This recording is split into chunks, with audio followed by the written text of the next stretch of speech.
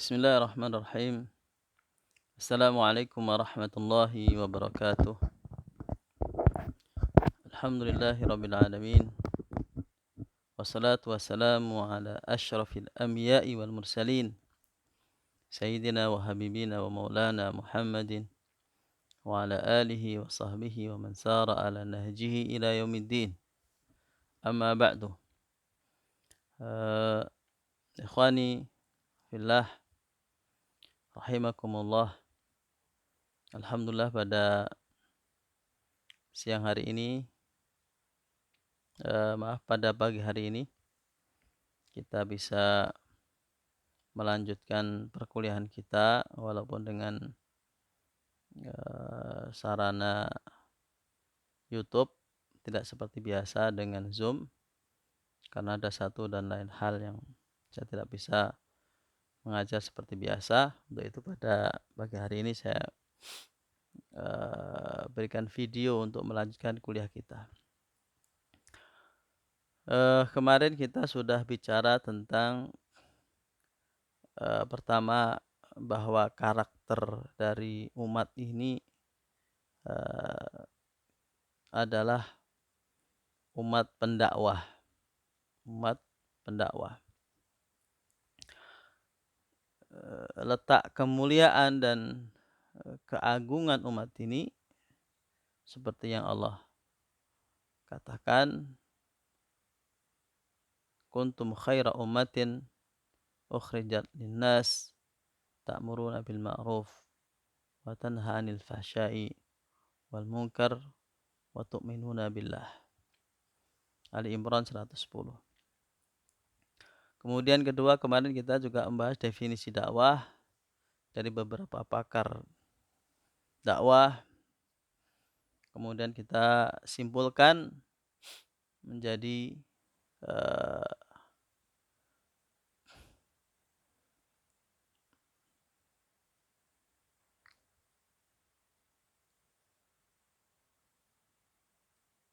suatu aktivitas.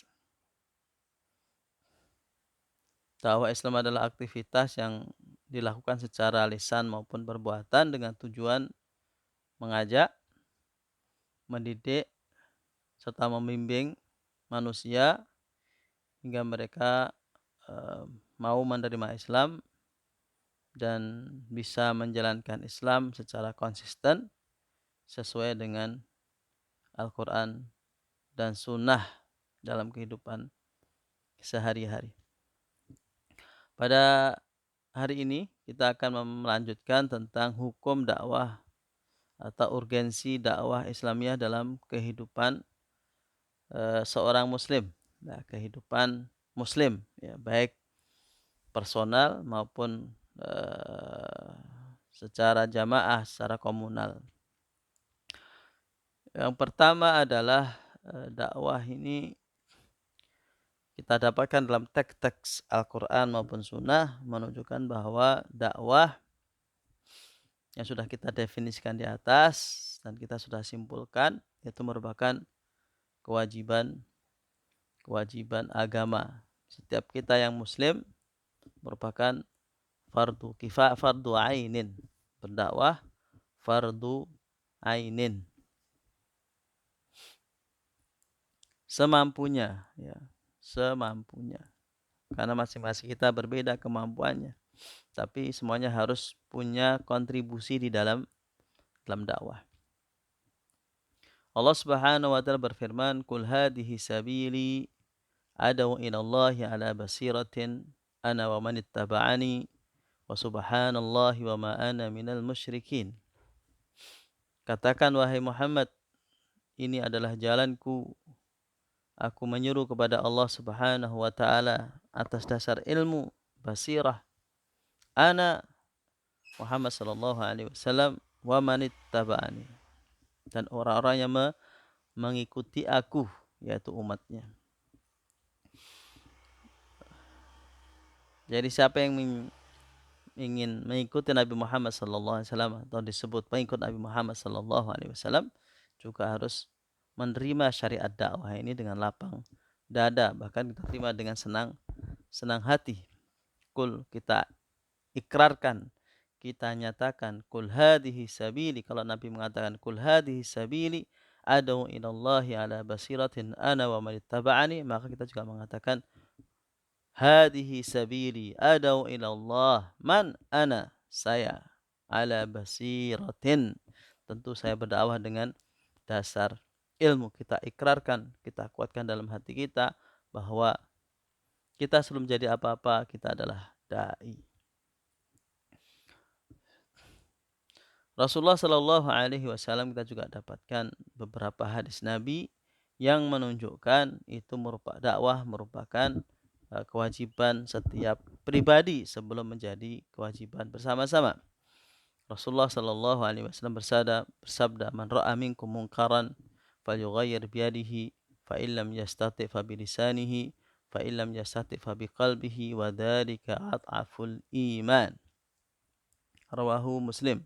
Hadis ini masyhur yang saya kira setiap muslim sudah sering mendengar, bahkan banyak di antara mereka sudah hafal. Man ra'a, barang siapa. Tentu man di sini adalah lafdzul am, itu meliputi siapa saja. Man ra'a minkum munkaran falyughayyir biyadihi, maksudnya muslim balik akil siapa saja, maka dia setiap melihat kemungkaran falyughayyir biyadihi, maka dia punya kewajiban untuk merubahnya dengan wewenangnya, dengan kemampuan fisiknya, dengan kemampuan kebijakannya.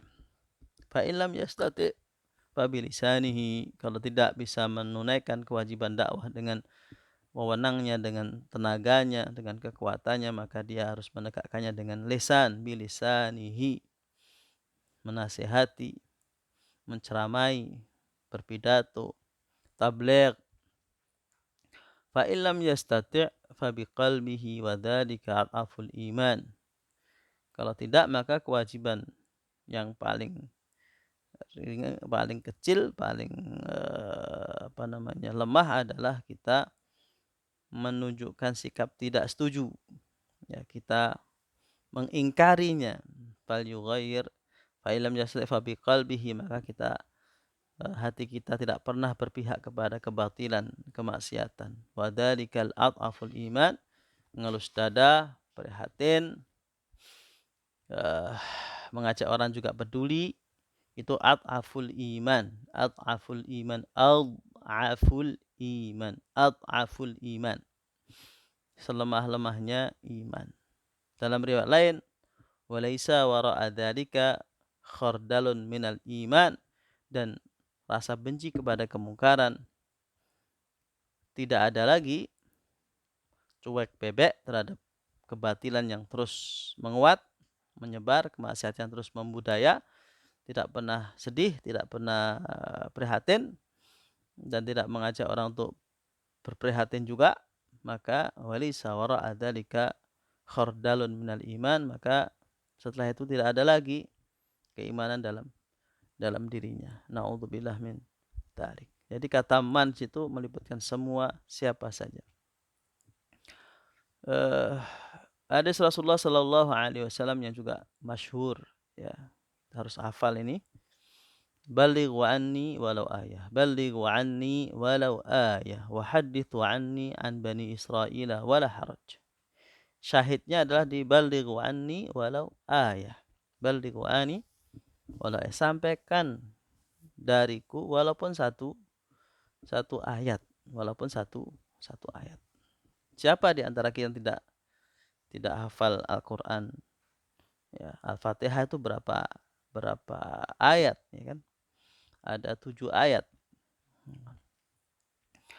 Surat Al-Ikhlas, Al-Falaq, An-Nas, Idza jaa nasrullah, banyak surat. Di juz 30 kita hafal, menunjukkan kita memiliki berayat-ayat.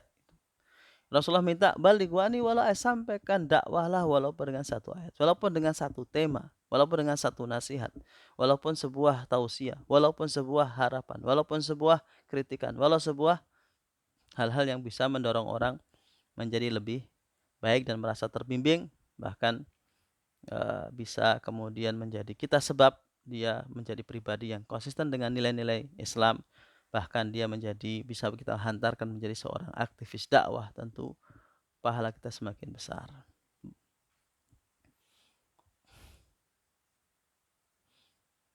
Nah, itu dilihat dari sisi pribadi, berdakwah merupakan sebuah kewajiban agama. Kemudian secara jama'i kita sebagai masyarakat, ya, kita bagian dari masyarakat muslim,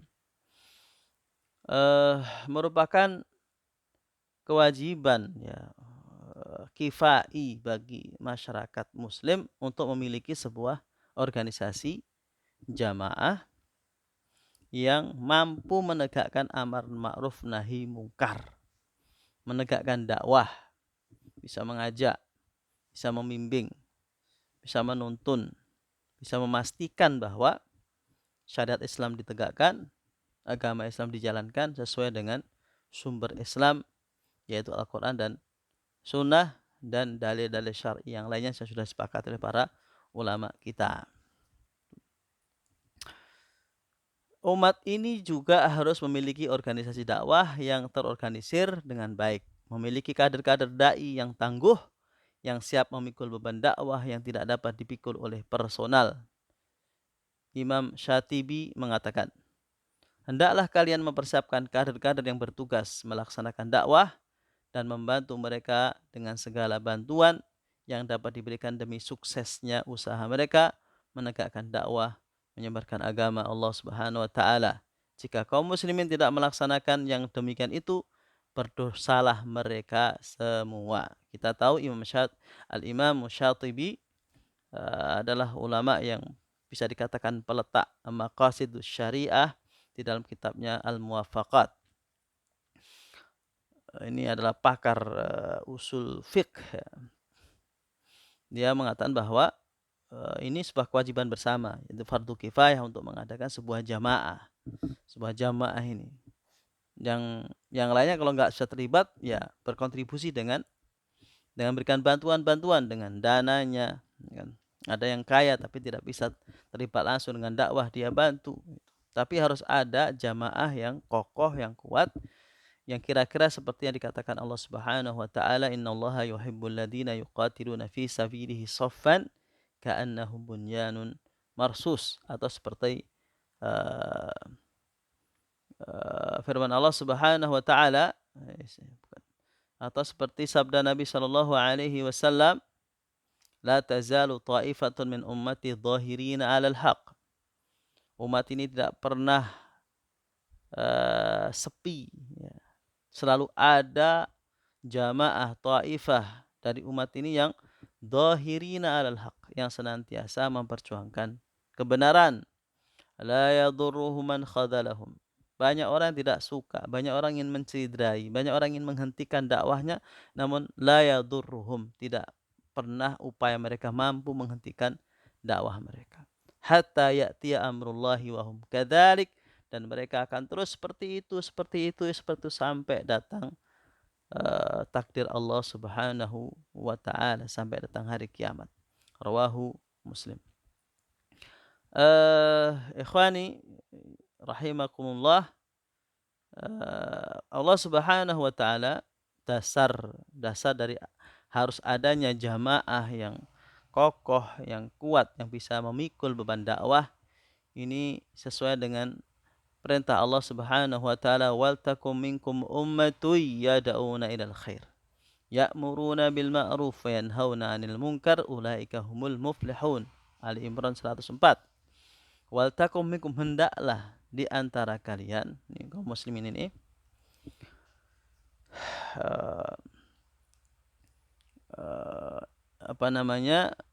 memiliki ummatun, memiliki jamaatun yang memikul beban dakwah. Yada'una ilal khair daiman, dia selalu mengajak kebaikan. Apapun kebaikan dia selalu ada di situ. Ya'muruna bil ma'ruf wa yanhauna 'anil munkar. Dia menegakkan amar ma'ruf dan mencegah kemungkaran. Ini.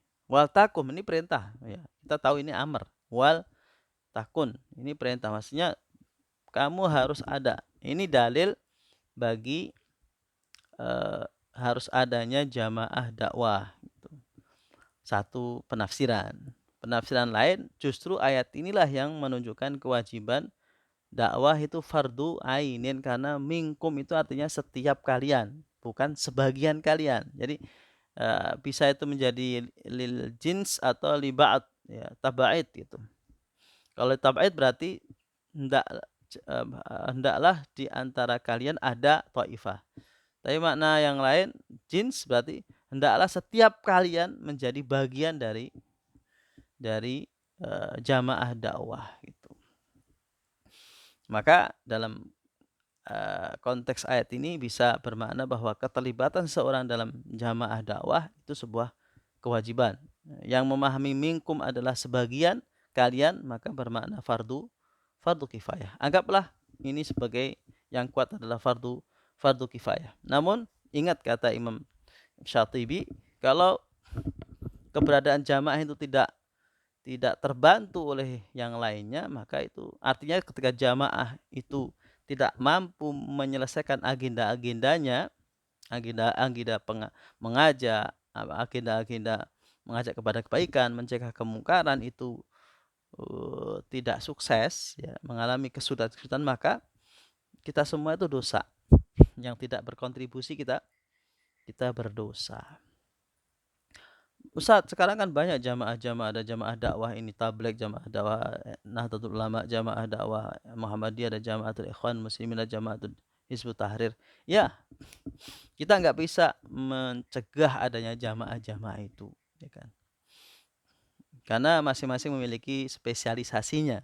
Karena organisasi yang ada tidak bisa mengcover semua kebutuhan amar ma'ruf nahi mungkar, dan tidak bisa mereka semua mengemban, memikul semua beban nilai-nilai kebaikan yang harusnya tegak, ya.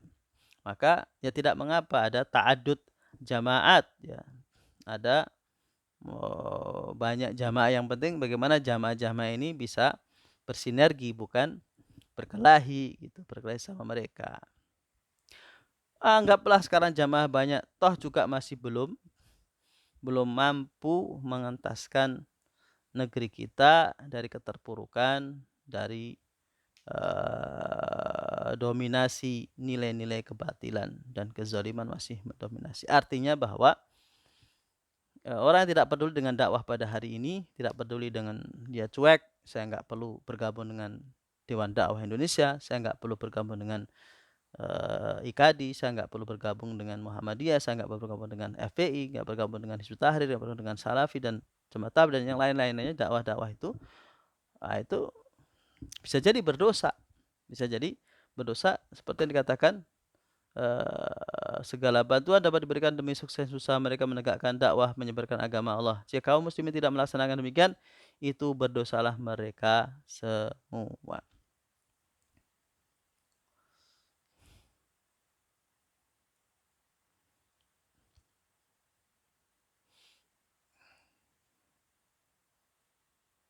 Nah, kedua, dalam konteks kehidupan masyarakat Islam,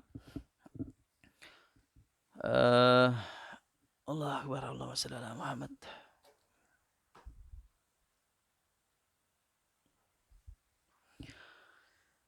Dalam konteks kehidupan umat Islam, di samping dia adalah kewajiban personal, mastata'tum, yang kedua adalah juga kewajiban jama'i, harus ada jamaah yang mutakhassisah dalam dakwah sehingga bisa mengemban nilai-nilai dakwah ini dengan baik. Yang kedua, dalam kehidupan masyarakat muslim, dakwah Islamiyah adalah kebutuhan pribadi muslim. Sebelum dia menjadi sebuah kewajiban,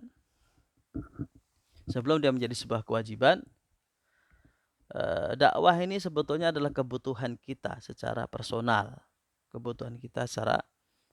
Kita butuh dengan dakwah. Kalau enggak berdakwah, kita akan mengalami kesulitan dalam kehidupan ini.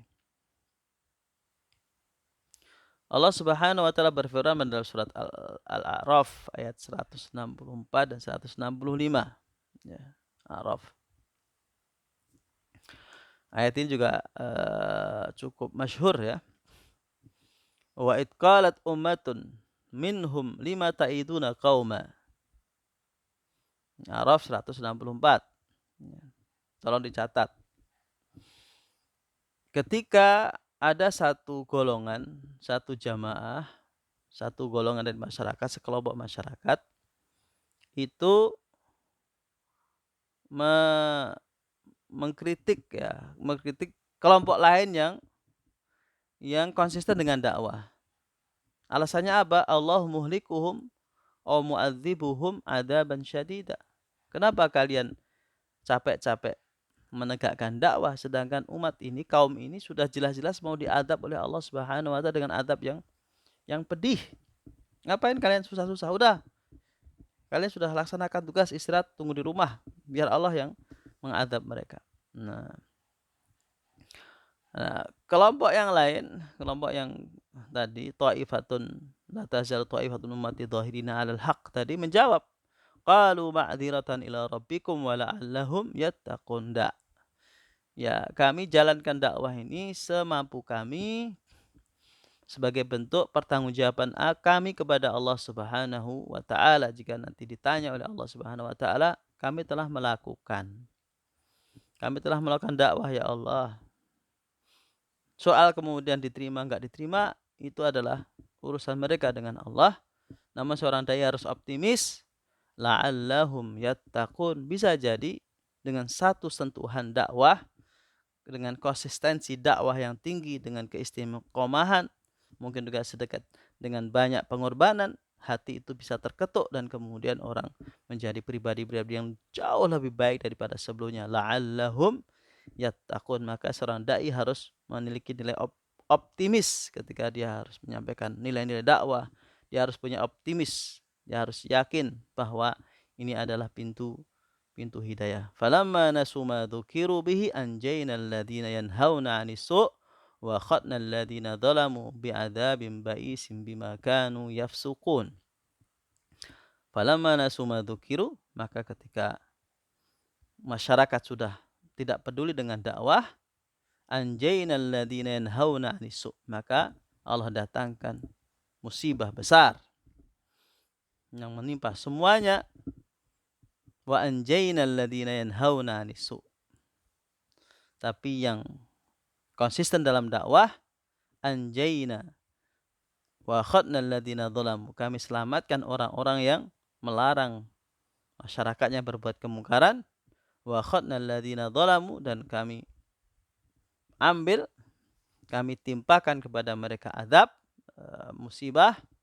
Siapa? Dua golongan tadi. Golongan yang pelaku kemaksiatan dan golongannya apatis. Ya, yang apatis, yang udahlah nggak usah diapa-apain. Jadi ada ayat ini Al-A'raf 164 sampai 165 ini mengandung ada tiga golongan. Ya, satu golongan itu apatis, satu golongan aktivis, satu golongan lagi mufsidin, ya, perusak, pelaku, aktivis kemaksiatan, aktivis kebatilan, aktivis kezaliman. Siapa yang diselamatkan?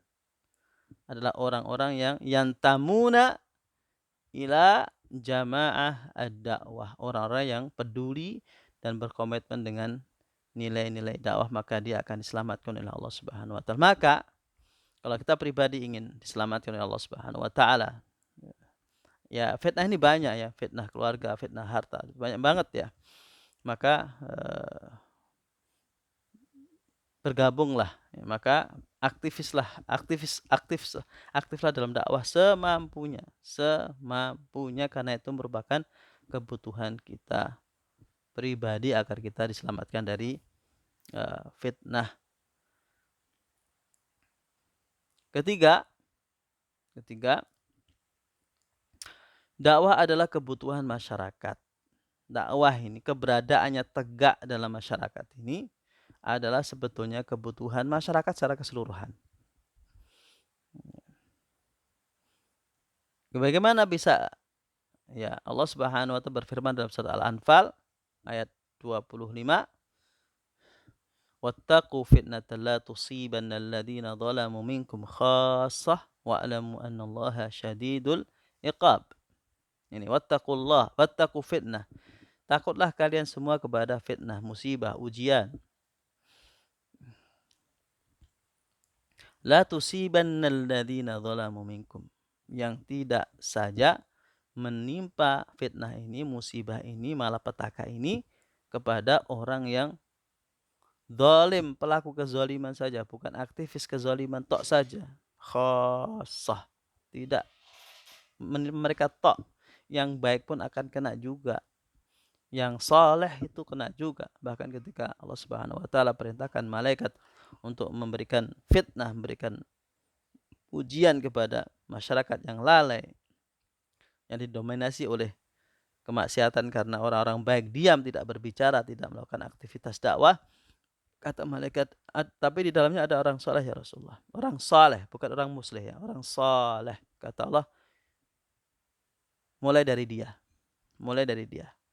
Karena masyarakat ini semakin gila kemaksiatannya, semakin menjadi-jadi kezalimannya, karena orang-orang saleh ini hanya diam, apatis. Ya. Tidak melakukan aktivitas dakwah, maka mulai dari dia. Lihat, ikhwan fillah, kalau masyarakat kita ingin mendapatkan perlindungan dari Allah Subhanahu wa taala, harus dipastikan bahwa amar ma'ruf nahi mungkar tegak secara berwibawa dan terhormat di tengah masyarakat kita. Kita lindungi, kalau negara kita lindungi lembaga-lembaga dakwah untuk melakukan aktivitas seluas-luasnya, karena mereka adalah jaminan keselamatan dari negeri ini sendiri. Cuma sayang, justru tidak sedikit dari jamaah-jamaah dakwah kemudian bernasib tragis, kemudian dibubarkan oleh pemerintah yang mestinya melindungi mereka, menjaga mereka, dan memberikan akses yang luas kepada seluruh lapisan masyarakat Indonesia agar mereka mendapatkan mendapatkan hidayah, mendapatkan bimbingan, mendapatkan ajakan, mendapatkan tauladan dan seterusnya dari para dai dan para kiai, para ustadz, para habib dan yang lain-lainnya.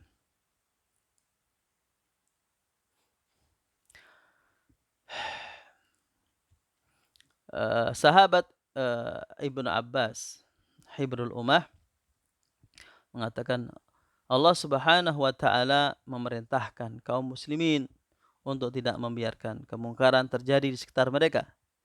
Jika terjadi, maka Allah akan meratakan azabnya kepada mereka semua. Tentu ini Ibnu Abbas ya, tidak mungkin ngomong sembarangan, tidak mungkin ngomong dari apa yang dari hawa nafsunya, kecenderungannya. Tapi ini adalah athar yang bisa jadi adalah diambil dari spirit, dari sunnah Rasulullah, dari ajaran Rasulullah Sallallahu Alaihi Wasallam, walaupun dia tidak sebutkan qala Rasulullah atau ra'aitu Rasulullah yaqul atau sami'tu Rasul, tidak itu, tapi mengatakan bahwa menjadi sebuah kesimpulan Allah Subhanahu wa taala memerintahkan kaum muslimin untuk tidak membiarkan kemungkaran terjadi di sekitar kita. Jika terjadi, maka Allah akan meratakan azabnya kepada mereka semua. Ikhwani fillah yang dirahmati Allah Subhanahu wa taala, itulah pembahasan kedudukan dakwah di tengah-tengah masyarakat Islam. Sekali lagi, dia adalah kewajiban agama bagi personal fardu ainin man istata'tum, sebatas kemampuan yang dimilikinya. Kemudian dia juga merupakan kewajiban komunal, kewajiban fardu kifayah untuk masyarakat sebuah negeri, sebuah bangsa, komunitas memiliki jamaah yang kuat yang bisa menegakkan agenda-agenda dakwah dengan baik dan wibawa dan terhormat.